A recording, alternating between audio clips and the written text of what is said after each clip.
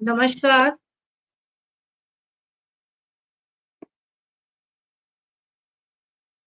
आदित्य साहित्य साधना संस्थान मंच के इस लाइव पटल पर आप सभी का स्वागत अभिनंदन है। सर्वप्रथम क्षमा प्रार्थी हूँ। किन्हीं कारणवश तकनीकी व्यवधान के कारण मुझे लाइव करने में थोड़ा सा लेट हो गया, समय ज्यादा हो गया है।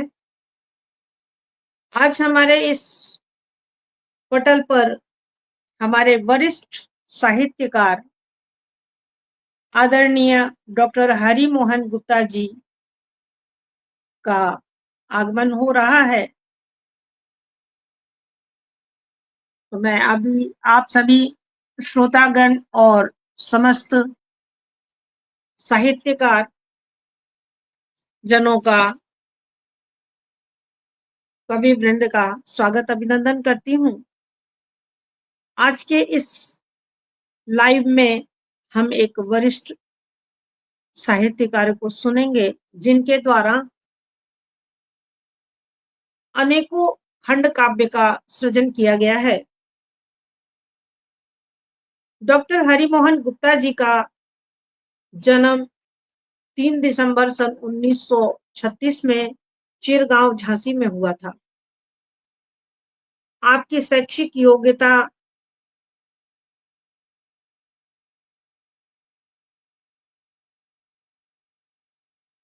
तो और उत्तर प्रदेश हिंदी संस्थान लखनऊ से साहित्य भूषण आपको प्राप्त हुआ है 2021 में। आपके द्वारा रचित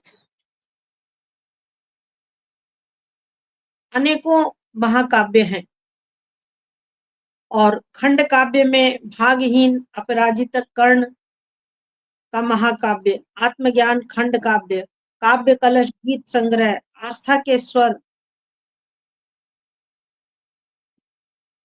दोहा संग्रह जिसमें 200 दोहा हैं, महाकवि के उपाधि कामदगिरी पीठाधीश्वर खंड पीठाधीश्वर से 2015 में प्राप्त हुआ है। जालौन गौरव रत्न सम्मान 2018 में आपको प्राप्त हुआ। श्री हरि सम्मान 2012 में आपको प्राप्त हुआ है। साहित्यिक शिरोमणि कादम्बरी सम्मान 2015 में आपको प्राप्त हुआ है। संवेदना साहित्यिक समिति उरई 2015 में आपको प्राप्त हुआ। मानस मृणेश साहित्य संगठन मानस मृणेश साहित्य सम्मान 2013 में आपको प्राप्त हुआ है। अखिल भारतीय वैश्य एकता परिषद से आपको 2016 में सम्मानित किया गया है। समाज सेवी सम्मान छत्रपति साहू जी महाराज जयंती समारोह 2016 में आपको सम्मानित किया है। और आप अध्यक्ष हैं हिंदी साहित्य संवर्धन गांधीनगर कोच से, गांधीनगर जालौन से जनपदीय अध्यक्ष हैं। तुलसी साहित्य एकेडमी से हैं और पूर्व अध्यक्ष सरस्वती बालिका विद्या मंदिर इंटर कॉलेज कोच के अध्यक्ष सेठ वृंदावन इंटर कॉलेज 15 वर्ष अध्यक्ष के पद पे कार्य किया है। मैं आपको ससम्मान आमंत्रित करती हूँ हमारे वरिष्ठ साहित्यकार डॉक्टर हरिमोहन गुप्ता जी। स्वागत अभिनंदन है आपका आदित्य साहित्य साधना संस्था मंच पटल पर। डॉक्टर कनक लता जी, मैं हाजिर हूँ आपकी सेवा में। आपका आशीर्वाद और हमारे लिए आपकी उपस्थिति ही श्रेष्ठ है।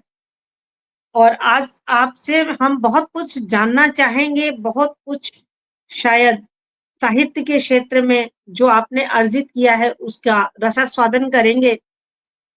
तो दादा मैं एक वो कहने वाली हूँ कि ऑटो रोटेशन मोड पे फोन को डाल के आप हॉरिजॉन्टल मोड पे डाल लीजिए।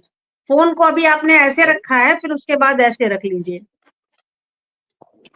ऑटो रोटेशन मोड पर डालने के बाद स्लाइड कीजिए, जहां से नेट ऑन होता है वहां से ऑटो रोटेशन मोड है, उसे डाल कर लीजिए, तो इससे पूरा स्टूडियो आपका रिकवर हो जाएगा। जहां से नेट ऑन होता है वहां से ऑटो रोटेशन मोड है, ऑटो रोटेशन मोड को टच कीजिए और फिर उसके बाद बाहर आके हॉरिजॉन्टल मोड पर रख दीजिए फोन को। पूरा स्टूडियो कवर कर लेगा, वो हमें अच्छा लगेगा। तो हमारे माननीय डॉक्टर हरि मोहन गुप्ता जी के लिए हम क्या कहें, जितना कहते हैं कि साहित्य में जितना डूबेगा उतना पाएगा, एक गहरा रसास्वादन, एक गहरा आनंद, सृजन की श्रृंखलाओं का अनंत विकास किया है आदरणीय डॉक्टर हरि मोहन गुप्ता जी ने। ऐसे हमारे वरिष्ठ रचनाकार आज हमारे पटल पर उपस्थित हुए हैं। इनसे हम इनके लिए हम एक दोहा भी देना चाहेंगे। हाँ, बोलिए। कोई बात नहीं, कोई बात नहीं। आपके लिए हम एक दोहा देते हैं दादा, कि आपके आने से क्या हुआ। चहुं ओर फैली उजियारी, सुंदर नूतन भोर, भीतर से ऐसा लगे जैसे नाचे मोर। यानी कि साहित्य जगत का एक वो दीपक हमारे सामने आज बैठा हुआ है, जिसका प्रकाश आज हम सभी को मिलने वाला है। तो आपका स्वागत, अभिनंदन करती हूँ। अपने बारे में थोड़ी सी जानकारी देते हुए, आपके खंड काव्य, आपके महाकाव्य, ये सृजन करने का जो कहते हैं कि मन में एक भाव आया, उसका क्या कारण था, कृपया इस पे प्रकाश डालें। स्वागत है आपका दादा। देखिए,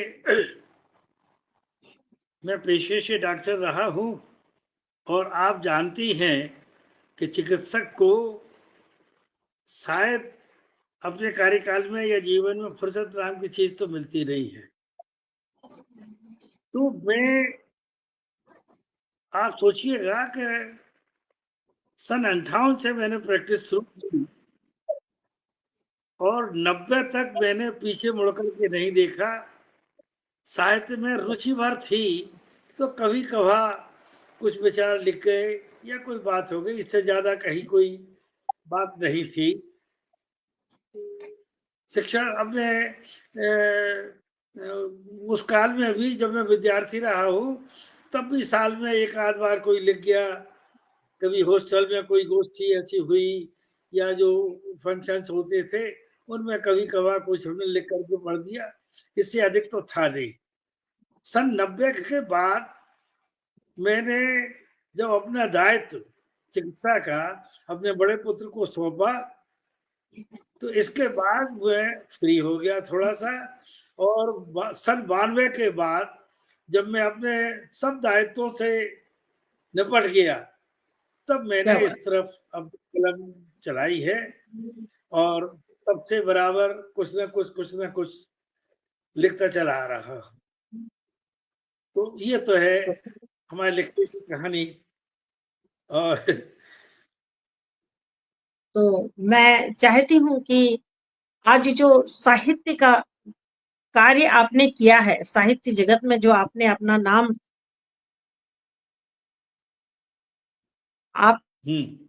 नाम कमाया है, मैं कहती हूँ वास्तव में आपने बहुत कुछ पाया है। तो हम माँ की वंदना करना नहीं भूल सकते, क्योंकि उसकी कृपा आप पे अनंत होके बरसी है। उनकी कृपा आप पर अनंत होके बरसी। तो वो हम ऐसी ऐसी शुभ बेला में माँ को कैसे भूल सकते हैं। तो माँ की वंदना। नहीं, मैं प्रारंभ करूं या आप करेंगे?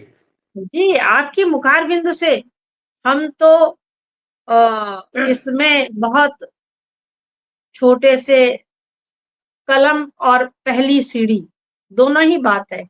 एक छोटी सी कलम पकड़ना सीखी है और प्रथम पायदान पर पैर रखा है, और आपने जो अर्जित किया है, अगर उस अर्जन और सृजन के साथ माँ की वाणी वंदना होगी तो क्या बात होगी। मैं देखिए, आपको आमंत्रित करती हूँ। स्वागत है आदरणीय। मैं छोटी सी वाणी वंदना अपने और कार्यक्रम को प्रारंभ करने के पहले पढ़ रहा हूँ। मेरे पास गला नहीं है, तो ऐसे ही जैसा है वैसा सही। उसने जो दिया है, अब उसने जो भी दिया है बहुत दिया। माँ उपकार कर दो, हे शारदे माँ, हे शारदे माँ, बागीश्वरी माँ, उपकार कर दो, आया शरण में गहे चरण ही, उद्धार कर दो, उद्धार कर दो। बनते हैं कवि जो कृपा कोर पाकर, बनते हैं कवि जो कृपा कोर पाकर, गए हैं शरण में जो दरबार जाकर, भटकता रहा हूँ, मुझको बुला लो, गा रहा हूँ, मुझको बुला लो, पाऊं मैं सब कुछ इस दर पे आकर, पाऊं मैं सब कुछ इस दर पे आकर। तू पतित पावनी माँ, पतित पावनी माँ, अहम भाव मेरे निस्कार कर दो, निस्सार कर दो, आया शरण में गए हैं शरण ही, उद्धार कर दो, उद्धार कर दो। वो तुलसी बनाए, वो कबीरा जगाए, वो सूर्य से सब कुछ तुमने लिखाए।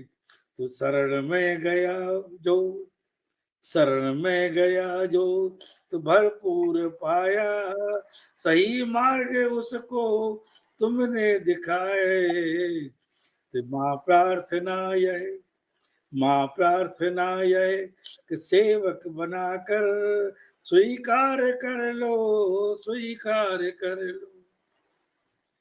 कलम को पकड़कर मुझसे लिखवाओ, उत्तम विचारों को मन में जगाओ, उत्तम विचारों को मन में जगाओ, लिखाओ भी ऐसा जो कल्याणकारी, लिखाओ भी ऐसा जो कल्याणकारी,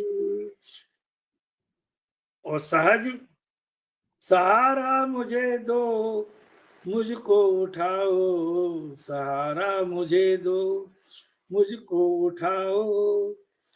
कंठ पे आकंठ बैठो, आकंठ बैठो, मन को जगाकर तैयार कर दो, तैयार कर दो। हे शारदे माँ, हे शारदे माँ, बागीश्वरी माँ, उपकार कर दो, उपकार कर दो, उपकार कर दो, उपकार कर दो, उपकार कर दो। हे तो बहुत बहुत बहुत सुंदर दादा, बहुत सुंदर। कैसे माँ बनी सभी पे, प्रस्तुत कर दी। हाँ, अब आदेश माँ दीजिए। माँ सभी पे उपकार करती है, और हाँ, उन्होंने सभी को बराबर बांटा है। जिसका आंचल जितना खुला उसने उतना पाया है, जिसने कलम को जितना पूजा उसने उतना सहेजा है। तो मैं माँ शारदे की आपके सामने एक वंदना रखती हूँ अपनी तरफ से, हाँ, और जरूर। माँ से विनती करती हूँ कि सभी के मानस पटल पर आप विराजती रहें, सबकी जिह्वा पे आपका स्थान रहे, सबकी कलम में आप सदैव विराजमान रहें। सुभसित मंडल पे सोहती स्वतंत्र वृत्ति, कवि कृति कांति स्वस्ति चंद्रिका पसारती। सुभ्रसित मंडल पे सोहती स्वतंत्र वृत्ति, कवि कृति कांति स्वस्ति चंद्रमा पसारती, लसत ललाट मध्य प्रवण को चंद्र बिंदु, लसत ललाट मध्य प्रवण को चंद्र बिंदु, ब्रह्म को विचार सार सार दे संवारती, काव्य कला कुंजन के व्यंजना के व्यंजन के, काव्य कला कुंजन के व्यंजना के व्यंजन के, अमृत अनादि मंत्र रसना उचारती, अमृत अनादि मंत्र रसना उचारती, शब्द रूप रस गंध परस परस नित्य, शब्द रूप रस गंध परस परस नित्य, भारत की भारती उतारू तेरी आरती, भारत की भारती उतारू तेरी आरती, छंद छवि मरत रसाल नूपरे को बुंद, छवि छंद छंद छवि भरत रसाल नूपरों के बुंद, तार गति बंद झनकाए चली आओ माँ, तार गति बंद झनकाए चली आओ माँ, ब्रज नागरी के शब्द सागर की गागरी में, ब्रज नागरी के शब्द सागर की गागरी में, दिव्य रस माधुरी लुटाए चली आओ माँ, मानस मराल सारे बोधनी राजहंस, मानस मराल सारे बोधनी के राजहंस, मुक्तामणि माल लहराए चली आओ माँ, मुक्तामणि माल लहराए चली आओ माँ, भाव के विभावरी की भावरी रची है आज, भाव के विभाव की भाव के विभावरी की भावरी रची है पद्म राग की महावरी रचाए चली आओ माँ, शुभ्र शीत मंडल पे सुहती स्वतंत्र वृत्ति, कवि कृति कांति स्वस्ति चंद्र का पसारती, लसत ललाट मध्य रमण को चंद्र बिंदु, ब्रह्म को विचार सार सार दे संवारती। तो ऐसी माँ शारदे सभी को संवारती रहे, सभी की कलम में विराजती रहे, यही मेरी मंगल कामना है। और माँ से मैं यही प्रार्थना आपके सामने करती हूँ कि उन्होंने आपको बहुत कुछ दिया है, यानी कि आपने जितना समर्पण किया है उतना पाया है, हमें भी वो समर्पण करने की क्षमता दें, ऐसी क्षमता दें कि हम भी समर्पित हो सके। बहुत बहुत धन्यवाद दादा। और आज आपके काव्य, महाकाव्य और करने के ऊपर न जाने कितनी चीजें आपने लिखी है, वो सब मैं उनमें से पूरा तो सुनने का समय ही नहीं है, लेकिन चाहूंगी कि उसमें से कुछ कुछ रस बिंदु हमें भी मिलते रहें।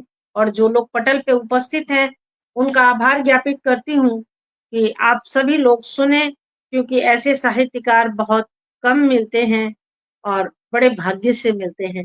स्वागत है दादा, कुछ अपने मन की बात कहें, फिर हम अपने मन की जान लेंगे। स्वागत है। देखिए, मैं प्रारंभ से ही एक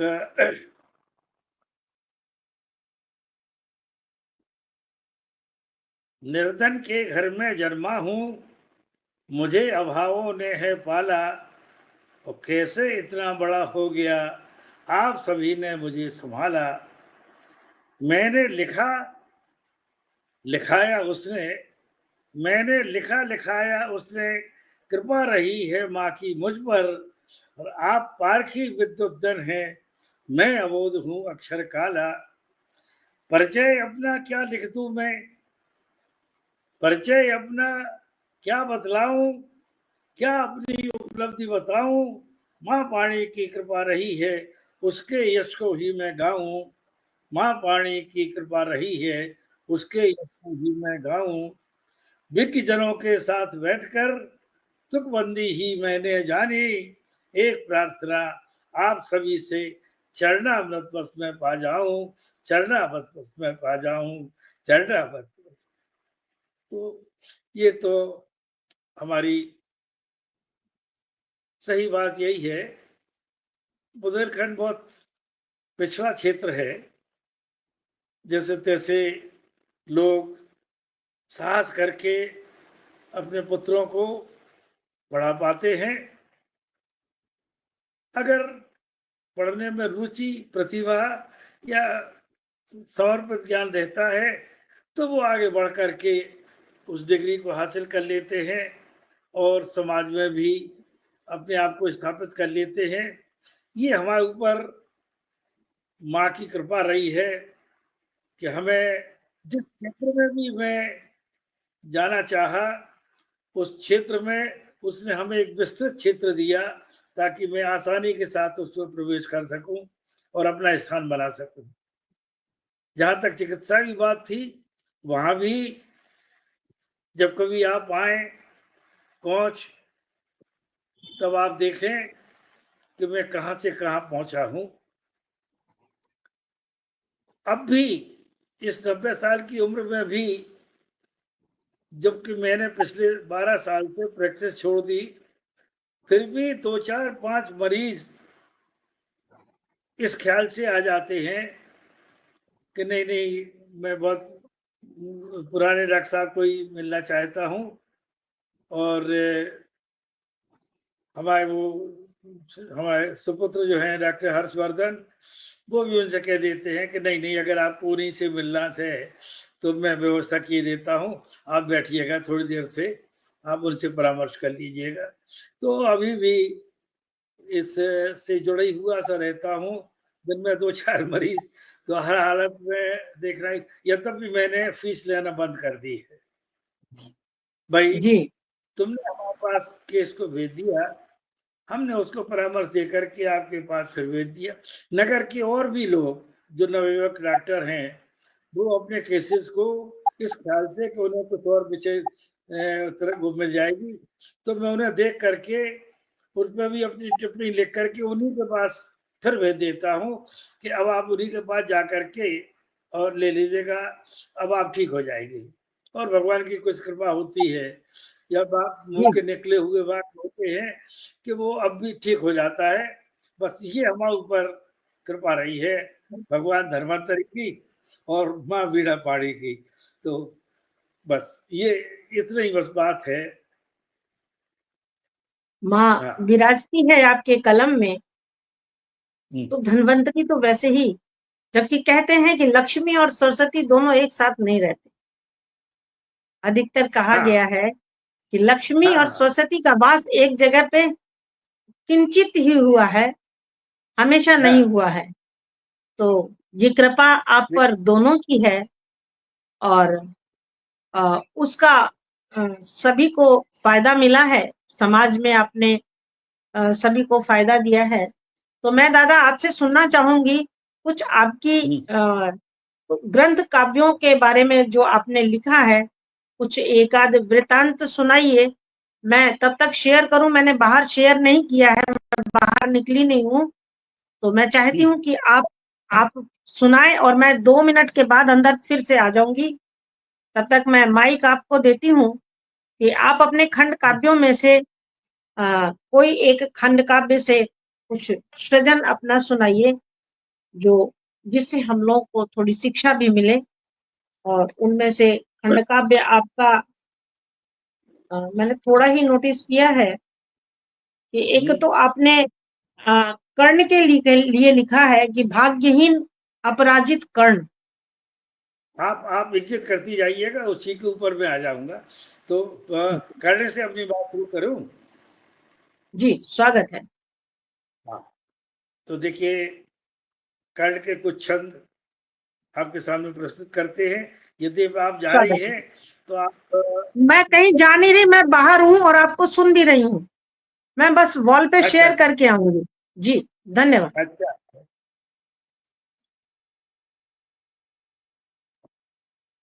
देखिए, एक प्रसंग आपको सुना दूं। जब ये निश्चित हो गया, जब कृष्ण दुर्योधन से मिलाए और उन्हें भी जब सफलता नहीं मिली कि अब तो युद्ध अवश्यम भावी है, तो कुंती कर्ण से मिलने के लिए जाती है। कुंती माँ है, कर्ण को पता नहीं है। देखिए उसके कुछ प्रसंग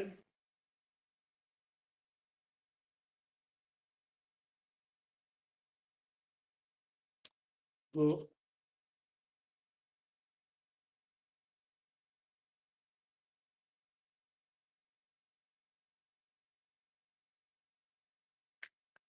वहीं से अपनी बात के कुछ छंद आपके सामने प्रस्तुत कर रहा हूं। यही सोचकर माता कुंती तभी कर्ण के पास गई थी। सूर्य प्रार्थना में बैठा था, नित्य व्यवस्था यही नहीं थी। मात पुत्र का मिलन यहाँ पर ऐसी ही कुछ जुड़ी कड़ी थी। पुत्र प्रतीक्षा में माता थी। देखिए माता की प्रतीक्षा में पुत्र रहते हैं, लेकिन आज कुछ उल्टा ही है कि पुत्र प्रतीक्षा में माता थी, इसी सोच में अडिग खड़ी थी। विस्मित होकर कर्ण देखता कुंती का कैसा है दर्शन। विनय सहित बोला राधा सुत, विनय सहित बोला राधा सुत, कर्ण उपस्थित यहाँ किंचन। तो पांडव माता को प्रणाम है, मैं करता हूं नम्र निवेदन, और सूत पुत्र स्वागत में तेरे करता है सत सत अभिनंदन। देखिए कर्ण ने एक साथ 3 बातें कही। पहला राधा सुत, विनय सहित बोला राधा सुत, कर्ण उपस्थित यहाँ किंचन। दूसरा पांडव माता को प्रणाम है। उसे तो ये पता है कि ये पांडवों की माता है, वो पांडव 5 है, छठवा तो है नहीं अभी। और अपने आप को सूत पुत्र क्योंकि राधा ने पाला है। तो 3 बातें जब कहती है या उसने कही तो कुंती को थोड़ा कष्ट तो हुआ। और कुंती कहती है, क्यों कहते राधे कर्ण हो, क्यों कहते राधे कर्ण हो, सूर्य पुत्र मेरे जीवन धन। और भरे गले से कुंती बोली, मेरे सुत हो मेरे तन मन, मेरे सुत हो मेरे तन मन। और एक उदाहरण भी देती है वो कि कृष्ण देव की सुत होकर भी, कृष्ण देव की सुत होकर भी जग में रहे यशोदा नंदन। ऐसे ही राधे पुत्र तुम, ऐसे ही राधे पुत्र तुम, मेरे ही हो कुंती नंदन, मेरे ही हो कुंती नंदन। और चरण पकड़कर सूर्य पुत्र ने किया मात का था पदबंधन, और आलिंगन कर तभी पुत्र को वात्सल्य सुख का था दर्शन। माता बोली, दुख है मुझको, देख न पाई मैं बचपन को। बहा दिया था जन्म के इस समय से, तो कैसे शस्त्र तरण हो गया, स्वयं चकराऊं समझाऊं मन को। और कर्ण कहते हैं कि जब से मैं बिछड़ा हूं तुमसे, पाया कष्ट तभी से भारी, अपमानित सुत रहा सदा ही, विपदाएं झेली हैं सारी। मेरा क्या था दोष बताओ, जिस कारण था मुझको त्यागा, मेरा क्या दोष था।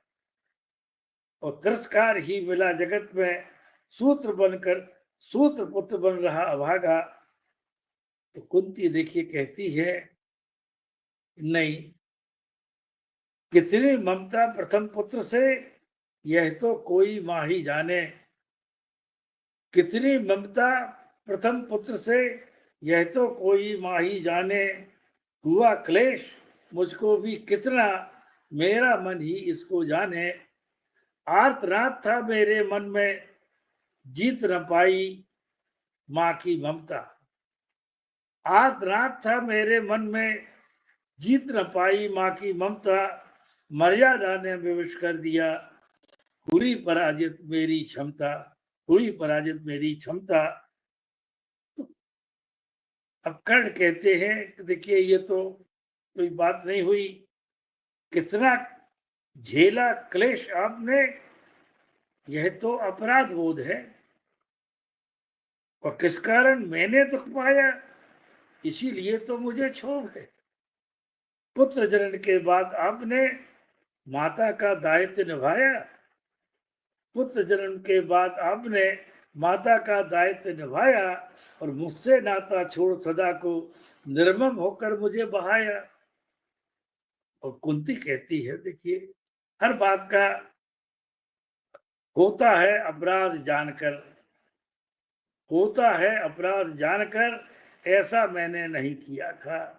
भूल हुई थी मुझसे, मानो दुख का प्याला कभी पिया था। यह भी सच है कि कृत्य हमारे भोगा तुमने क्या कर देती। यह तो सच है कि कृत्य हमारा भोगा तुमने ये क्या बात है। कर देती। और वंश की परंपरा के कारण क्या मतलब सह लेती। न थी वासना मेरे मन में, बाल सुलभ जिज्ञासा बस थी। बाल सुलभ जिज्ञासा बस थी और मंत्र प्रभाव जानने के हित सूर्य बुलाकर हुई व्यवस्थी। और उसका था परिणाम की पाया, मैंने तुमको बिना विवाहित और क्या करती। अपराध बोध से मैंने तुमको किया विवाहित। लोकलाज ममता में अंतर द्वंद हुआ था भारी मन में। लोकलाज ममता में अंतर द्वंद हुआ था भारी मन में। लज्जा जीत गई क्या करती, ममता हार गई जीवन में। ममता हार गई जीवन में, माँ की ममता ही रोई थी। निष्ठुर लोकलाज के आगे, निष्ठुर लोकलाज के आगे और दासी ने छीना था तुमको, इसीलिए राधा घर जागे। दासी ने छीना था तुमको, इसीलिए राधा घर जागे। मैंने तो साहस किया था कि मैं पालूं समाज की हर बुराई को, सुनूं बर्दाश्त करूं या जवाब दूं, लेकिन दासी ने मुझे विवश कर दिया और जबरदस्ती छीन करके मुझसे ले गई और बाहर। यह तो उसकी कृपा कि जिसने माँ का सच्चा प्यार दिया है।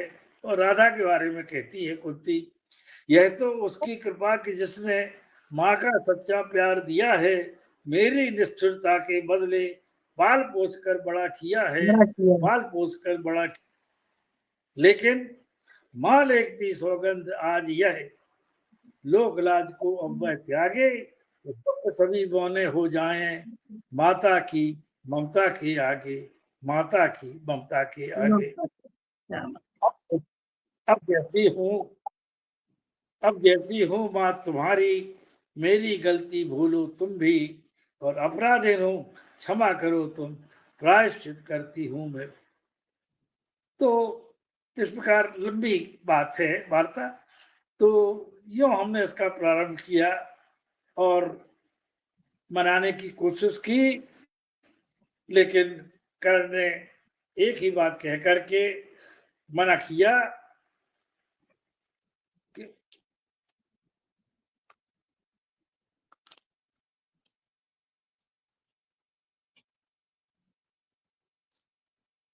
और अंत में नई निराशा लेकर लौटी थी उत्साहित वह जीवन में। पुत्र पक्ष में नहीं ला सकी नहीं खिन्नता मेरे मन में।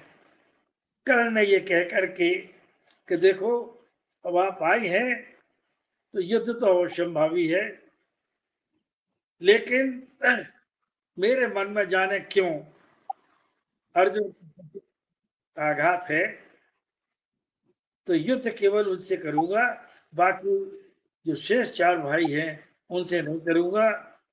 और आपके 5 पुत्र हैं, और यह 5 पुत्र कर्ण ही रहेगा, रहेंगे। यह अर्जुन रहेगा। इस प्रकार आपके पंच पांडव की जगह आपको वैसे ही रहेगा। तो ये अंत में हमने उसका निराकरण किया है। लंबा बड़ा, चूंकि ये महाकाव्य है तो पूरा पढ़ना तो संभव नहीं है। एक आध कभी और कभी जब कोई दूसरा बिल्कुल फिर से बिल्कुल आपका बिल्कुल दादा, नहीं फिर बिल्कुल आगे सही कह रहे हैं आप। और आपने सीता पे भी लिखा है, साध्वी सीता अरे पर भी महाकाव्य लिखा है हाँ, ना। साध्वी सीता पर तो मैंने बहुत कुछ लिखा है और इस पर शोध कार्य भी हो रहा है। ये साध्वी सीता का मतलब है जब सीता का परित्याग कर दिया गया और वन में विचरण करने लगी, वो वन में रहने लगी अकेले, साध्वी तो तभी हुई ना। देखिए इसका मैं कुछ अंतिम छंद सर के आपके सामने जी, प्रस्तुत करने का साथ रहा हूँ। स्वागत। थोड़ी भूमिका के रूप में एक बात बता दूं। वाल्मीकि आश्रम में सीता पहुंच जाती है। भाई बहुत पहले का बताना तो व्यर्थ है कि क्यों क्यों त्याग किया और ये किया वो किया, ये तो अलग बात हो गई। जब राम ने अश्वमेध यज्ञ किया, वाल्मीकि को भी उन्हें आमंत्रित किया, तो वाल्मीकि ये सोच करके लवकुश को साथ लेकर के अश्वमेध यज्ञ में गए थे कि वहां चर्चा होगी और पूछेंगे कि ये दोनों बालक कौन है, तो मैं बताने का प्रयास करूंगा कि राम ये तुम्हारे पुत्र हैं। लेकिन वहां गए और सबने वनवासी पुत्र कह करके बात वहीं की वहीं खत्म कर दी। ऐसी कोई बात नहीं बनी कि वो पूछते और वो बताते। यद्यप उन्होंने राम गाथा गाई, हमने भी प्रस्तुत की है। खैर, तो वाल्मीकि ने वही मन में सोचा कि अगर राम अपने लिए अश्वमेध यज्ञ कर सकते हैं, तो मैं सीता और उनके पुत्रों की भलाई के लिए भी सीता से एक यज्ञ कराऊंगा। ये निर्णय लेकर के वो वहां से वापस आते हैं और अब बात आती है कि अश्वमेध यज्ञ के घोड़े को लव कुश पकड़ लेते हैं। एक प्रश्न मैं आपसे यहाँ उपस्थित जो जन हैं उनसे पूछना चाहता हूं कि आश्रम में इतना बड़ा घोर युद्ध हुआ लव कुश का, पूरी सेना के साथ हुआ, फिर भरत शत्रुघ्न लक्ष्मण हनुमान ये सब आ गए, उनसे हुआ, तो वाल्मीकि कहाँ थे और कहाँ सीता थी? भाई अगर ये आश्रम में थे तो इन्हें निश्चित रूप से आगे आना चाहिए था। कहते क्या, ये तो एक अलग बात है, लेकिन कम से कम आगे तो आना चाहिए था। जी बिल्कुल। देखिए मैंने हाँ, देखिए मैंने एक कल्पना की है और यहीं से मेरी बात शुरू होती है।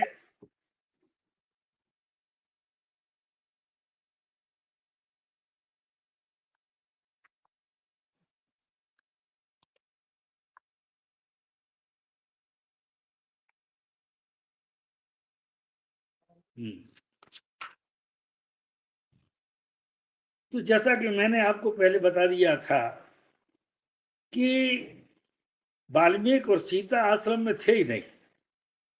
कहाँ थे? उस प्रसंग को वहां से जोड़िए। जी जी। वो सीता के साथ संगम प्रयागराज में इनके द्वारा भी एक यज्ञ कराने के लिए ले गए थे और यहाँ से अपनी बात देखिए मैं प्रारंभ कर रहा हूँ और एक 20-25 छंद है। अंतिम दृश्य जो है वो आपके सामने उपस्थित करना है। जी तट से यज्ञ कराकर लौट रहे थे ऋषिवर, संग में सीता भी थी उनके, ऐसा था यह अवसर। यहाँ सामने आकर देखा ऋषिवर ने तब जाना, धनुष प्रतिज्ञा चढ़ी हुई है, राम यहाँ यह माना। सीता बोली रोको इसको क्या अनर्थ अब होना, सीता बोली रोको इसको क्या अनर्थ होना, और किससे युद्ध तुम्हारा लव है, यह अपयश भी ढोना। सीता के संग वाल्मीकि तब बोल रहे थे उससे, युद्ध यहाँ कैसे क्यों होता, पुत्र बताएं किससे। और वाल्मीकि अब उन्हें मौका मिल गया, सीता भी है, राम भी है और दोनों पुत्र हैं। और वाल्मीकि कहते हैं, उसको मना कर देते हैं, किस किस पर आप ये वो कर रहे हो धनुष।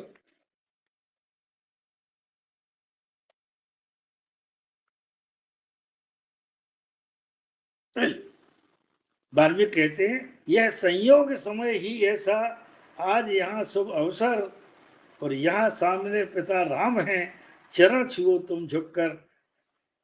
यहाँ सामने पिता राम हैं, चरण छुओ तुम झुककर। और वो चरण छूते हैं।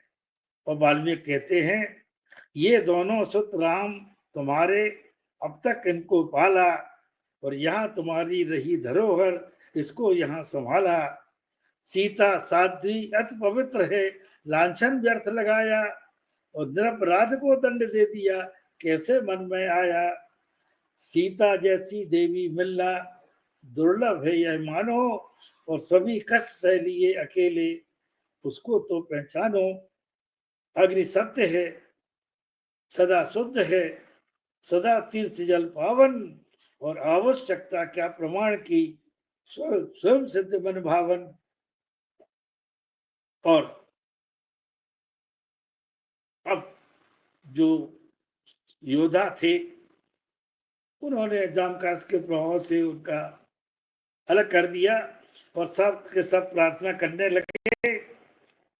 यहाँ सभी अब करें प्रार्थना, क्षमा करो माँ सीता, और चलो अयोध्या, हम सबके हित व्यर्थ समय था बीता।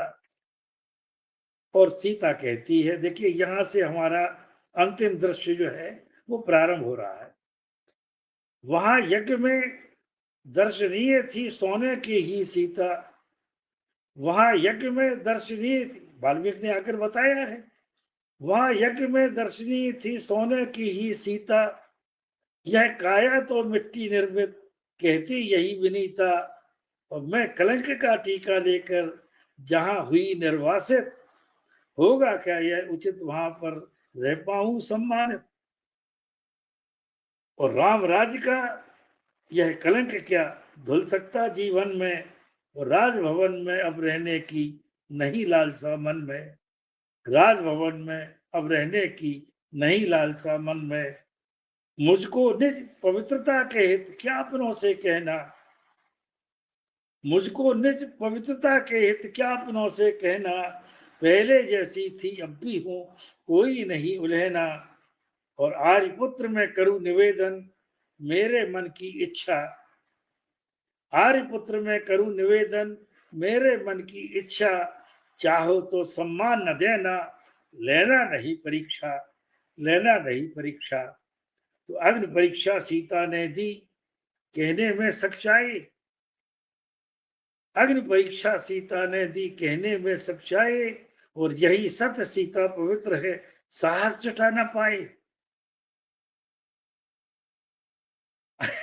इतनी बड़ी बात सीता ने जब राम से कह दी, अब हम क्या बताएं। जब सीता ने परीक्षा दी थी अग्नि में चल करके, तो कहती है, अच्छा होता उस दिन ही मैं लंका में जल जाती, तो सब दोषों से तुम बच जाते, मैं भी क्यों पछताती। तो अब तो जीना व्यर्थ रहेगा, कहाँ सांत्वना पाऊं, सच्चा सुख अब तभी मिलेगा, माँ की गोद समाऊं। राम से यूं कहती है वो। और बिना बता, अब देखिए कुछ उसके प्रश्न हैं, और वो राम से पूछती है कि बिना जी बताए दंड करना ऐसा कहीं नियम है, बिना बताए दंडित करना ऐसा कहीं नियम है, और गर्भवती का हो निष्कासन यह निर्णय निर्मम है। सुना खोजते थे तुम मुझको मृगनैनी ही कहकर, सुना खोजते थे तुम मुझको मृगनैनी ही कहकर, और खगमृग और तरवर से पूछा असुर नयन में भरकर, और वर्षा ऋतु में कर निष्कासन छोड़ी सब मर्यादा, क्योंकि सीता का निष्कासन वर्षा ऋतु में किया था। वर्षा तो ऋतु वर्षा छोड़ी सब मर्यादा, और सुख तुम ही हो मेरा जीवन, कहाँ गया वह वादा। और पाणी ग्रहण के समय आपने वचन दिया रक्षा का, और जीवन भर सहयोग करेंगे, दमन किया इच्छा का। अपने कर में हाथ हमारा पकड़ा यही कहकर, युगों युगों तक साथ रहेंगे, हर विपत्ति को सहकर। तो मन कहता है कभी किसी ने तुमको विवश किया था, इसीलिए तो तुमने झुककर निर्णय यही लिया था। कैसे मानूं ऐसा निर्णय आप कभी ले सकते, और क्या दबाव पर पड़ा आप पर, कहते समय हिचकते। मैं अपने तर्कों से उनको करती वहां मैं अपने तर्कों से उनको करती वहां निरंतर। समय दिया क्या कभी आपने, सुबह उठे और आपने कह दिया कि आप संतों की सेवा, उनकी पत्नियों को कुछ आभूषण भेंट करना चाहती थी, तो लक्ष्मण ने लिवा जाओ। और यहाँ आकर के लक्ष्मण ने कह दिया कि राम ने आपका त्याग कर दिया, अब तुम सोचो क्या करना है। और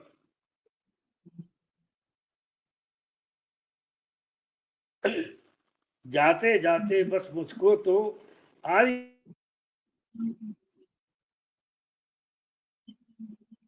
नेटवर्क बाधित हो रहा है।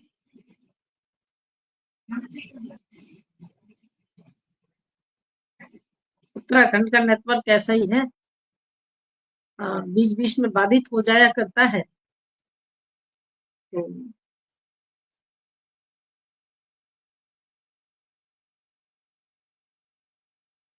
चलिए, मैं जब तक दादा का नेटवर्क नहीं आता है तो मैं इस बात को आगे बढ़ाती हूँ कि सीता का वास्तव में राम ने त्याग किया था, और कहते हैं कि सीता को बिना बताए किया था। लक्ष्मण ने ले जाके छोड़ा था, और बाद में उन्होंने वन में जाके बताया कि भाभी, मैं आपको वन विहार कराने नहीं लाया हूँ, मैं तो आपको यहाँ छोड़ने के लिए लाया हूँ, क्योंकि भैया ने आपका परित्याग कर दिया है। बहुत बड़ी विडंबना है। पुरुष हमेशा स्त्री पर एक ही बात कह पाता है, कभी समाज का डर, कभी खुद कहता है। तो मेरी एक रचना तब तक रहती है जब तक दादा आते हैं लौट के। अतुकांत रचना है कि एक स्त्री जब उदास होती है, एक स्त्री जब उदास होती है, धीमी हो जाती है धरती की घूमने की गति।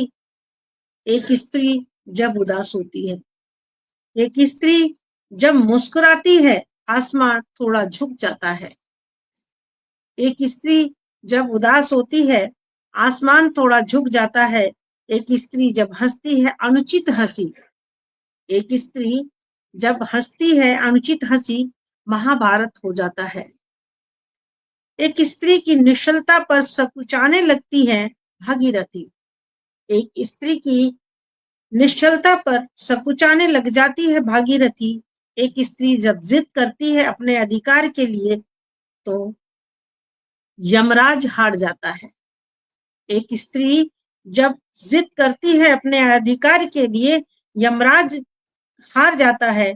एक स्त्री को जब देनी पड़ती है परीक्षा अपने पतिव्रता की, एक स्त्री को जब देनी पड़ती है अपने पतिव्रता की परीक्षा, एक गहरा प्रश्न चिन्ह लगता है। एक गहरा प्रश्न चिन्ह लगता है पुरुष के पुरुष होने पर। एक गहरा प्रश्न चिन्ह लगता है पुरुष के पुरुष होने पर। एक स्त्री जब रोती है, धरती फट जाती है। एक स्त्री जब रोती है, धरती फट जाती है। निभाते हुए सभी रिश्तों को बचाने की जुगत में एक स्त्री बट जाती है।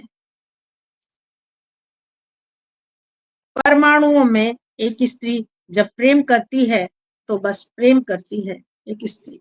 तो सीता ऐसी ही थी, उनके साथ जैसा भी हुआ,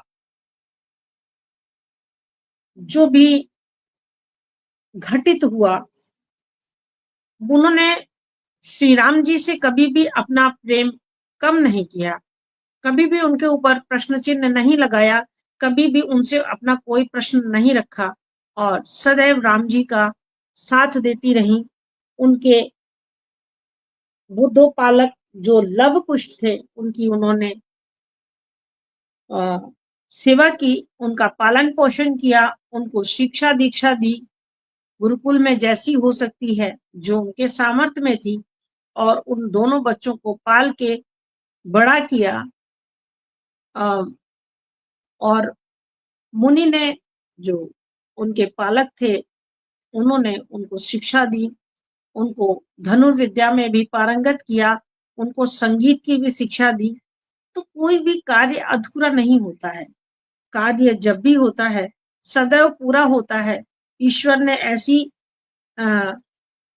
प्रकृति रची है कि कार्य कभी बीच में छूटता ही नहीं है, कोई ना कोई उसका निमित्त बनता ही है और उस कार्य को पूरा करता है। तो देखिए, जो भी है, जैसा भी है, मैं कहती हूँ कि सीता राजकुमारी भी थी और सीता माता हमारी राम जी की पत्नी थी, जो पूज्यनीय रही। सीता जी महारानी भी बनी और सीता जी साध्वी भी बनी। अंततः उनका उनके जीवन में कितनी परीक्षाएं आई, श्री राम जी ने कितनी परीक्षाएं ली। राम जी ने क्या ली थी, क्योंकि वो राजा थे और प्रजा का विरोध नहीं करना था, प्रजा के विरोध न करने के निमित्त उन्होंने उनकी परीक्षा ली। पहले अग्नि परीक्षा, उसके बाद उन्होंने परीक्षा देने से, यानी कि परीक्षा देने से इनकार तो नहीं किया, लेकिन उन्होंने आज्ञा को स्वीकार भी नहीं किया। उन्होंने माँ धरती से कहा कि हे माता, मैं इस धरती पर अब नहीं रहना चाहती। आखिरी शब्द उनके यही थे कि मैं अब इस धरती पर नहीं रहना चाहती और मुझे अपनी गोद में समाहित कर लो। उन्होंने जैसे ही ये कहा और करुण पुकार की, तो मैंने इस रचना में लिखा है कि एक स्त्री जब रोती है तो धरती फट जाती है, और ऐसा ही हुआ कि धरती फटी और माँ सीता धरती की गोद में समा गई और वो वही उनकी सारी समस्याओं का, उनकी सारी कष्टों का अंत हो गया। तो स्त्री जितना भी समर्पण कर ले, उसे कभी भी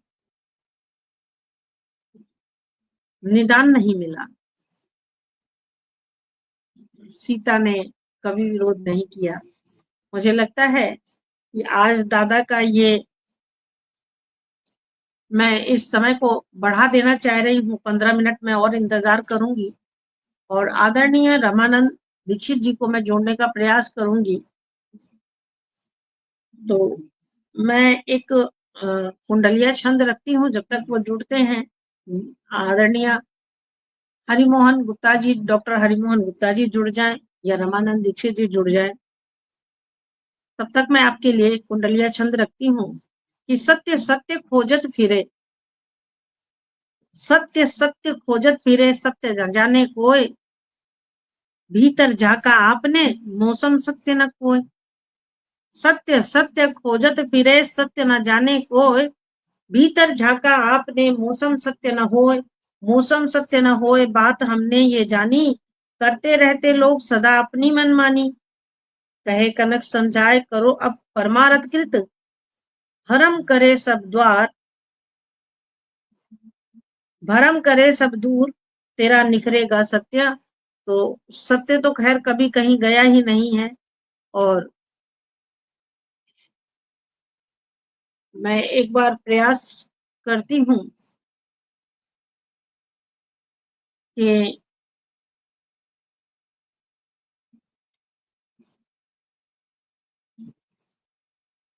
डॉक्टर हरिमोहन गुप्ता जी का शायद नेटवर्क काम नहीं कर रहा है।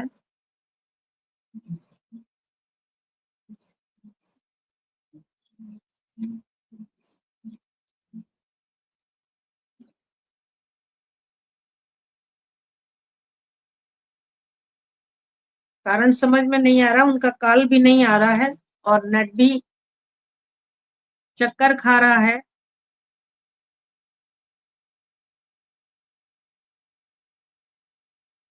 ये व्यवधान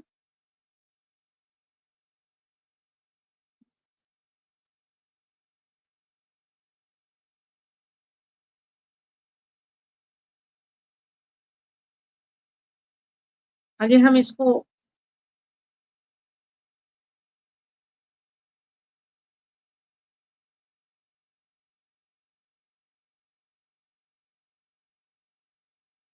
एक भजन के द्वारा रखना चाहते हैं। तब तक देखते हैं, कोशिश करते हैं, जुड़ जाते हैं तो ठीक है। कि अपने को आप भूल के हैरान हो गया, अपने को आप भूल के हैरान हो गया, माया के जाल में फंसा वीरान हो गया। अपने को आप भूल के हैरान हो गया, माया के जाल में फंसा वीरान हो गया। जड़ देह को अपना स्वरूप मान मन लिया, जड़ देह को अपना स्वरूप मान मन लिया। दिन रात खान पान काम काज दिल गया, दिन रात खान पान काम काज दिल गया। पानी में मिल के दूध एक जना हो गया, पानी में मिल के दूध एक जान हो गया, पानी में मिल के दूध एक जान हो गया। अपने को आप भूल के हैरान हो गया। विषयों को देख देख के लालच में आ रहा, विषयों को देख देख के लालच में आ रहा। दीपक में ज्यों पतंगा जाए के समा रहा, दीपक में ज्यों पतंगा जाए के समा रहा। बिना विचार के सदा नादान हो गया। कर पुण्य पाप स्वर्ग नरक भोगता फिरे, कर पुण्य पाप स्वर्ग नरक भोगता फिरे।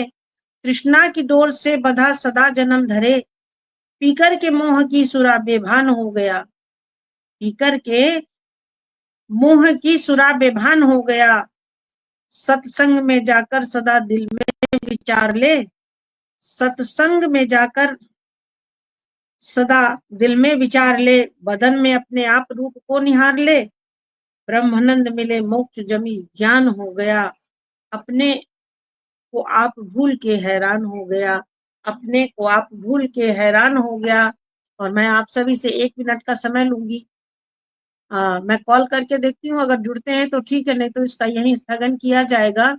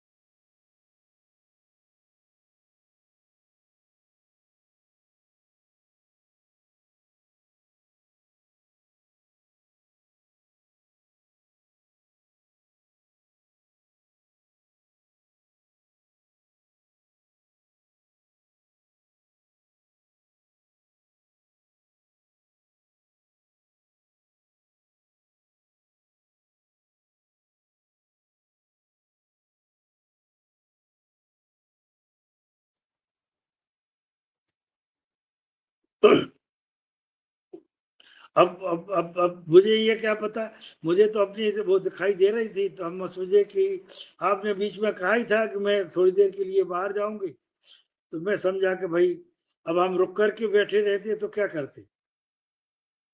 चलिए खैर, चलिए चलिए फिर से प्रारंभ करें। हम अगर नहीं है तो उन थोड़ी सी उन लाइनों को फिर से दोहरा दूं, अगर आप आज्ञा दें तो, क्योंकि वही लाइनें प्रमुख थी, उसमें आप नहीं थी, या हाँ कैमरा बंद हो गया था।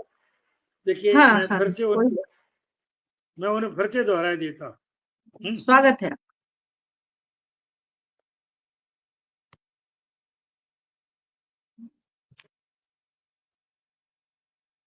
मैं आदरणीय दादा रामानंद जी को भी बुला लेती हूँ, हाँ अवश्य और अवश्य।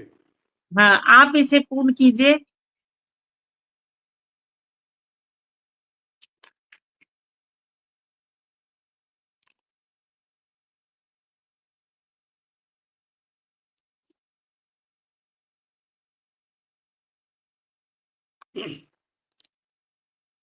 देखिए लता जी, संभवतः यहाँ तक तो आपने सुना था। अ,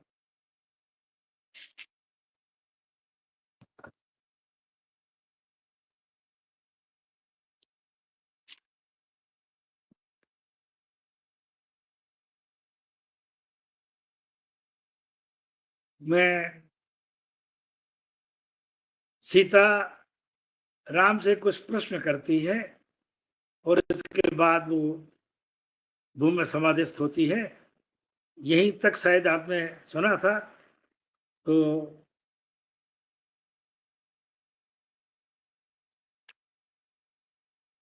सीता कहती है राम से, बिना बताए दंडित करना ऐसा कहीं नियम है,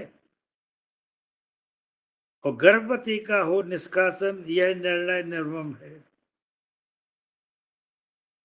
सुना खोजते थे तुम मुझको मृगनयनी ही कहकर, खगमृग और तरवर से पूछा असुर नयन में भरकर, तो वर्षा ऋतु में कर निष्कासन छोड़ी सब मर्यादा, और सुमुख तुम ही हो मेरा जीवन कहाँ गया वह वादा। क्योंकि सीता का निष्कासन वर्षा ऋतु में किया था राम ने, और पाणी ग्रहण के समय आपने वचन दिया रक्षा का, और जीवन भर सहयोग करेंगे, दमन किया इच्छा का, अपने कर में हाथ हमारा पकड़ा यही कहकर, युगों युगों तक साथ रहेंगे हर विपत्ति को सहकर। मन कहता है कभी किसी ने तुमको विवश किया था, इसीलिए तो तुमने झुककर निर्णय यही लिया था। कैसे मानूं ऐसा निर्णय आप कभी ले सकते, क्या दबाव फिर पड़ा आप पर कहते समय हिचकते। मैं अपने तर्कों से उनको करती वहां निरुत्तर, समय दिया क्या कभी आपने, यही प्रश्न है गुरुता। आप मुझे मौका तो देते, मैं आपकी ओर से वो उत्तर देती कि अयोध्या के जो लोग आप पर कटाक्ष कर रहे थे वो मौन हो जाते। मैं अपने तर्कों से उनको करती वहां निरुत्तर, समय दिया क्या कभी आपने, यही प्रश्न है गुरुतर। और अब तो एक ही बात है, जाते जाते बस मुझको तो आर्य आपसे कहना कि दोनों पक्षों को ही सुनकर न्याय प्रजाहित करना, और तुम मेरे आराध्य रहे हो इसको ही मैं मानूं, और क्यों तुमने अपराधीन माना, क्यों अब इसको जानूं। मैं पवित्र हूं तो मेरी माँ धरती यह फट जाए, और वही समर्पित मैं हो जाऊं, कोई ना कुछ कह पाए। मैं प्रणाम करती हूं सबको, क्षमा मुझे ही करना, दोनों सुख सुख से रह पाए, बस इतना ही कहना। और प्रश्न छोड़ती हूं मैं जग में, प्रश्न छोड़ती हूं मैं जग में, कहती यही विनीता, किसकी हार हुई जीवन में। कौन यहाँ पर जीता, किसकी हार हुई जीवन में, कौन यहाँ पर जीता। और राम कहते हैं अब, सीता ने तो जो कहना था वो कह दिया।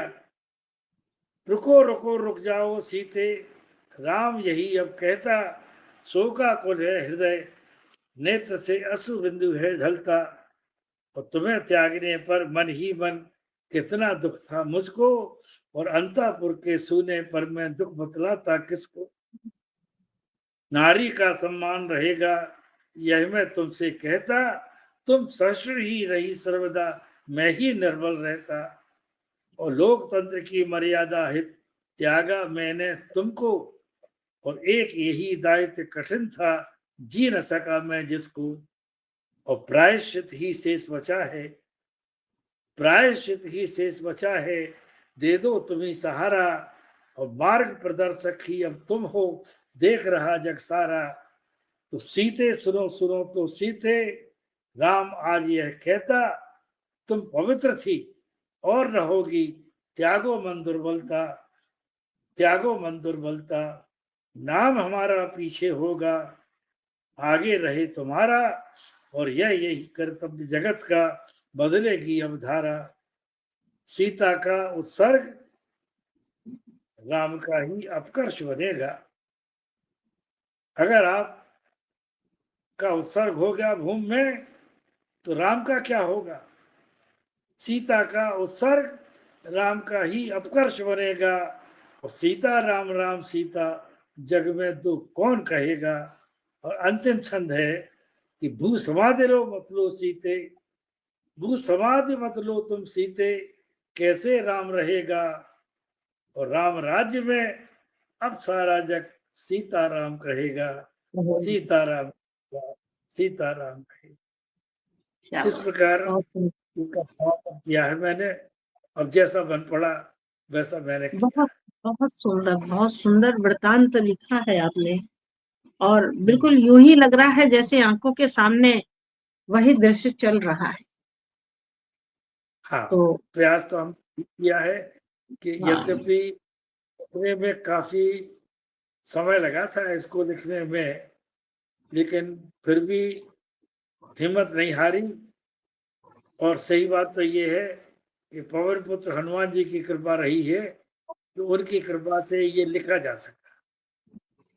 कई जगह ऐसी बहुत बातें मेहनत आई। की है, आपकी मेहनत दिख रही है। रामचरितमानस को मैंने पढ़ा है और हाँ जरूर। कई बार सुना है, अनेकों बार पढ़ा है। और हर बार पढ़ने पर यूं ही लगता है कि चलचित्र चल रहा है, वह मैं उसी समय में हूँ। पढ़ते समय जब हम उसमें उसको अंतर मन से पढ़ते हैं और उसको समझने का प्रयास करते हैं, तो हमें यूं लगता है कि हम उसी काल में विचरित कर रहे हैं, हम उसी काल में विचरण कर रहे हैं और हम उस दृश्य को देख रहे हैं। तो आपके इस काव्य पाठ में भी ऐसा ही मुझे अनुमान हुआ कि जैसे लवकुश युद्ध कर रहे हैं और उधर से गुरुदेव सीता जी को लेके लौट रहे हैं, और उन्होंने जैसे ही देखा तो सीता जी ने इशारा किया कि भाई रोको इसे, है ना। बड़ी सारी चीजें थी। है क्या इसको तो पता नहीं है कि ये पिता है। खैर जैसा बन पड़ा लिखने का बहुत प्रयास कर सुंदर लिया। दादा। और आदरणीय दादा रमाकांत दीक्षित जी जो हैं वो मलदहिया पे अभी विचरण कर रहे हैं, जाम में फंस गए हैं। तो ये जाम इतनी जल्दी छूटने वाला नहीं, मलदहिया से इनका घर बहुत दूर है। तो आज तो उनका उपस्थित होना असंभव। उनके ये सब अंश लगभग हमारे जितने महाकाव्य खंड काव्य हैं सबके उनके सुने हुए हैं। हम लोग काफी निकट, जब भी वो कोच आते हैं तो उनका अधिकांश समय हमारे गुजरता है। तो स्वाभाविक रूप से हम लोग एक दूसरे के साथ जुड़े हुए हैं। बहुत सुंदर। और फिर हम इसको यहीं पे स्थगित करते हैं, हमारा समय भी काफी हो गया है। 8:21 हो रहा है, 10 मिनट का काव्य और रह गया है, 10 मिनट हम और ले रहे हैं क्योंकि हम थोड़ा लेट जुड़े थे। तो कुछ आपसे आपके मुक्तक तो मैं पढ़ती रहती हूँ आपके वॉल पर, बहुत सुंदर मुक्तक लिखते हैं आप, और वास्तव में है। संदेश सबसे बड़ी चीज है कि उसमें एक संदेश होता है, एक दो संदेश होते हैं। अब पढ़ने के बाद वो अगर हम अपने आचरण में उसे ढाल लें तो प्रयास तो करता हूँ, तुकबंदी में लिखूं सदा से रही अनिच्छा, तुकबंदी में लिखूं सदा से रही अनिच्छा, और चुटकी ही व्यंग पढ़ूं यह कब है इच्छा। मैं समाज को देने को ही कुछ लिखता हूँ, लेखन हो उद्देश्यपूर्ण मिलती हो शिक्षा, लेखन हो उद्देश्यपूर्ण मिलती हो शिक्षा। लिखती होती है। सब बहुत लिखो, सुंदर। फिर अच्छा लिखो। मैं लोगों से भी यही कहता हूँ कि देखिए, डायरी भरने से कुछ नहीं होगा। जी, चलिए, डायरी भरने से कुछ नहीं होगा, बहुत सुंदर बात कही है। और मैं भी एक भजन बोलती हूँ दादा। हाँ जरूर जरूर, वाह। जिस जिस जिस उम्र में आप हैं और जिस उम्र में हम पहुंच रहे हैं, दोनों में ये शिक्षा जरूरी है। आप तो अपनी जगह ठीक हैं, लेकिन हमें समझने की जरूरत है। तो मैं कहती हूँ कि देख ले चतुर नर अब तो नजर भर, देख ले चतुर हाँ, नर अब तो नजर भर, घड़ी पल छिन तेरी बीतत उमरिया, घड़ी वाह पल वाह, छिन तेरी बीतत उमरिया, दीपक के लोए जैसे अंजुरी की तोय, जैसे कब हूं न जाए थिर जाए रे उमरिया, कब हूं न जाए थिर जाए रे उमरिया। पशु मृग राज धरे चिड़ियन को बाज धरे, पशु मृग राज धरे चिड़ियन को बाज धरे, तैसे यमराज करे पड़े न खबरिया, पापन से डर नर हरि को भजन कर, पापन से डर नर हरि को भजन कर, ब्रह्मानंद मन धर बात रे हमरिया, वाह ब्रह्मानंद वाह, मन धर बात रे हमरिया। तो छोटे छोटे उद्देश्य होते हैं कुछ चीजों में, कुछ रचनाओं में। कोशिश अपनी भी यही है, और हम तो सबसे बड़ी बात कहते हैं क्योंकि हम थोड़ा आध्यात्मिक परिवेश में है। पहली सीढ़ी है, नहीं कह सकते कि पूर्णतया हम उसमें उतरे हुए हैं, लेकिन जो लिखते हैं वो आपके समक्ष रखते हैं, क्योंकि आप इसको रख सकते हैं कि हम कहाँ तक लिख सकते हैं और क्या लिख रहे हैं, क्या इससे भी कोई संदेश है। तो एक रचना मैं आपको और देती हूँ। हाँ सुनाइए।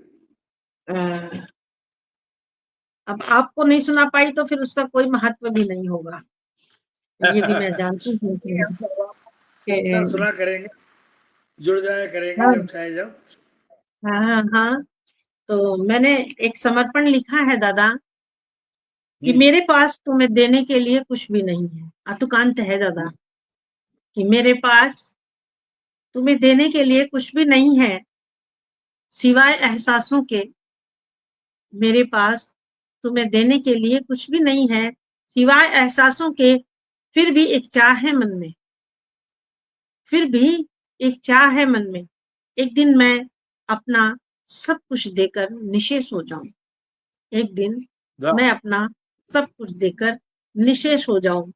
मेरे पास तुम्हें कहने के लिए भी कुछ नहीं है, मेरे पास तुम्हें कहने के लिए भी कुछ नहीं है सिवाय प्रेम के।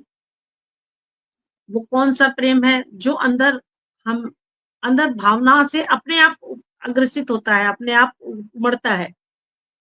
मेरे पास तुम्हें कहने के लिए कुछ भी नहीं है सिवाय प्रेम के, फिर भी एक चाह है मन में, फिर भी एक चाह है मन में, एक दिन मैं सब कुछ कहकर निशब्द हो जाऊं, एक दिन मैं सब कुछ कहकर निशब्द हो जाऊं। मेरे पास जब कुछ भी ना हो, मेरे पास जब कुछ भी ना हो जो मेरा है, मेरे पास जब कुछ भी ना हो जो मेरा है सिवाय समर्पण के, तब भी एक चाह है मन में, एक दिन रहना है मुझे ऐसे कि मैं खुद में रह ना जाऊं, एक दिन रहना है मुझे ऐसे कि मैं खुद में रह ना जाऊं। बहुत अच्छा, बहुत। हाँ, तो एक ये और एक और सबसे पहली रचना लिखी थी दादा मैंने, वो पहले तो समझ नहीं आई, वो लिख तो गई लेकिन समझ में नहीं आया कि क्या लिखी। लेकिन बार बार उसको पढ़ने के बाद, यानी कि वो लिख गई और समझ नहीं आई, ये बात नहीं समझ में पड़ी कि ऐसा क्यों हुआ। लेकिन उसको जब बाद में पढ़ती रही तो मुझे लगा कि कुछ तो है, मैं कहाँ जा रही हूँ, कि मैं जैसी हूँ मुझे रहने दो, मैं अच्छा, जैसी हूँ मुझे रहने दो, मुझे रहना। रोको मत मुझको कहने दो, रोको मत मुझको कहने दो, न चाहूं कुर्सी सिंहासन, इन सब से दूर है मेरा मन, न धन दौलत की चाह मुझे, न चाहिए तेरी बाह मुझे, रमता जोगी बहता पानी, पकड़ हूं करती मनमानी, रमता वाह वाह, जोगी बहता पानी, पकड़ हूं करती मनमानी, सरिता सम मुझको बहने दो, बालू की भीत सम ढहने दो, सरिता सम मुझको वाह, बहने दो, बालू की भीत सम ढहने दो, रुक जाओ मत बांधो बेड़ी, रुक जाओ मत बांधो बेड़ी, है राह मेरी टेढ़ी मेढ़ी, नित निरंतर आगे बढ़ने दो, जीवन से मुझको लड़ने दो, नित वाह वाह। निरंतर आगे बढ़ने दो, जीवन से मुझको लड़ने दो, न समझ सके मेरे रस को, न समझ सके मेरे रस को, मत छुओ मेरे अंतस को, मुझे स्वयं अकेले रहना है, खुद से खुद में ही बहना है, खुद से खुद में ही बहना है। और तो आप इसके लिए ये कह रही थी कि जाने क्या लिख गया है, कितनी सार्थक हाँ, आपने बात की है। तो ये पहली बार जब मैंने लेखनी उठाई तो ये मेरी पहली रचना है। जब पहली ये रचना का ये प्रभाव है, अब तो बात ही अलग है। अब अब छंद आपके लिखती हूँ दादा, अब भेड़ी और छोटे सवैया छोटे छंद, छंद सब हाँ कुछ अब खुश हो छंद गई। लिखती हूँ, अब छंद लिखती हूँ, भजन बोलती हूँ, और उसी छंद में से एक छंद देती हूँ। भगवान श्री कृष्ण पे ज्यादा लिखती हूँ, और मनहरन धनाक्षरी देती हूँ, मैं आपको सुनाती हूँ एक छोटा सा, क्योंकि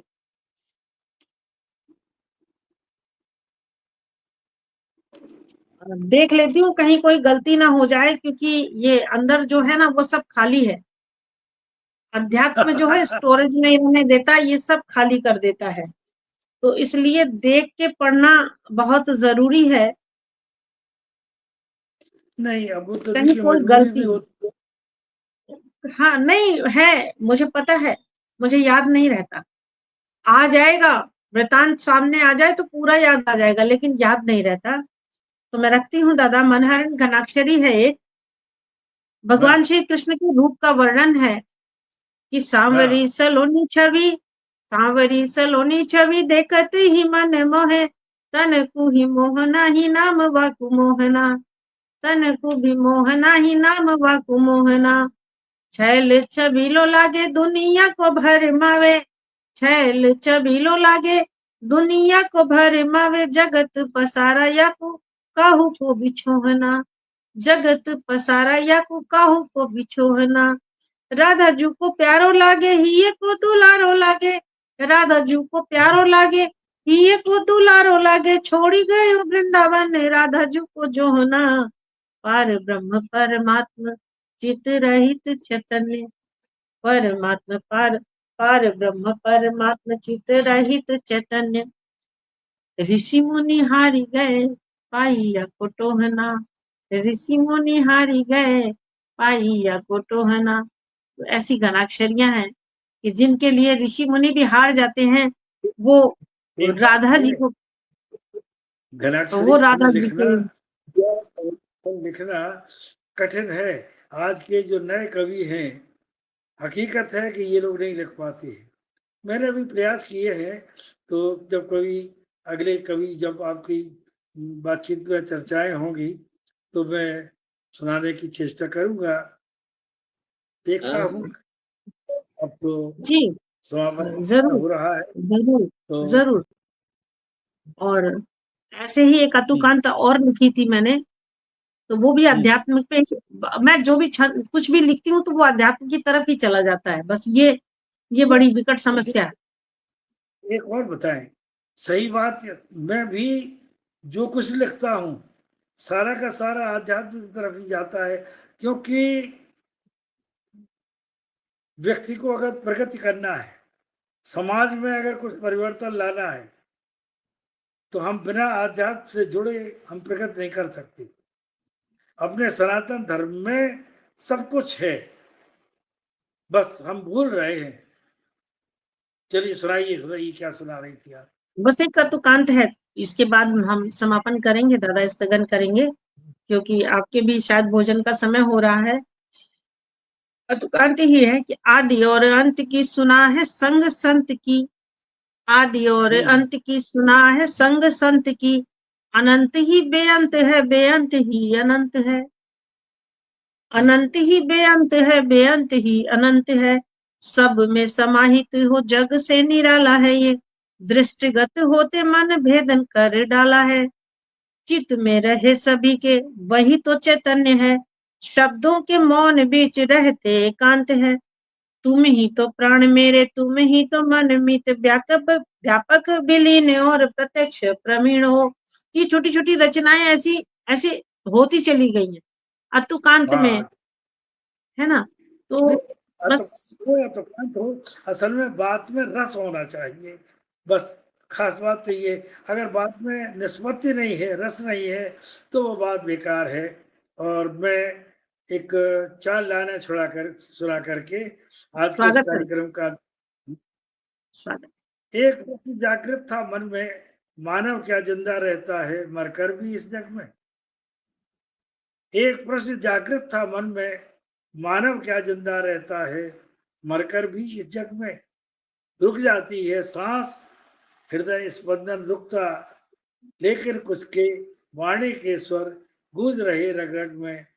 तो मेरा कुछ ऐसा विचार है कि मानव के ही कर्म और गुण जिंदा रहते, मिट्टी की ये देह मरे मर जाए तो क्या, जग के सम्मुख वाणी के स्वर, मानवता जिंदा रहती है, मानवता जिंदा रहती है। जय हिंद, जय बहुत भारत। बहुत बहुत धन्यवाद आज की उपस्थिति और आपके द्वारा इन बहुत सारी चीजों को जानना जो विस्मित हो रहा था। आप जब भी बुलाएंगी मैं उपस्थित रहा करूंगा, क्योंकि आज तो ये वानगी भर थी, देखिए, क्योंकि तो हर जितना भी हमने लिखने का प्रयास किया है उस सब में कुछ न कुछ समाज को देने के लिए जरूर बात, चाहे वो एकलव्य हो, चाहे वो अंगुलमाल हो, या जो भी हमने प्रयास किए हैं वो उनमें कहीं ना कहीं समाज को सामने पौराणिक या ऐतिहासिक पात्रों को जरूर लिया है, लेकिन उनको जोड़ा आज से है। तो अब जब भी कभी अगली बार आप हमें मौका देगी तो मैं आपसे फिर जरूर जरूर जुड़ने का, और जरूर दादा जरूर, क्योंकि बहुत कुछ आप- जानना आपसे सीखना आकर है। आप विदा दीजिए। और शुभ रात्रि, शुभ रात्रि, जय हिंद, जय भारत, ओके। शुभ रात्रि।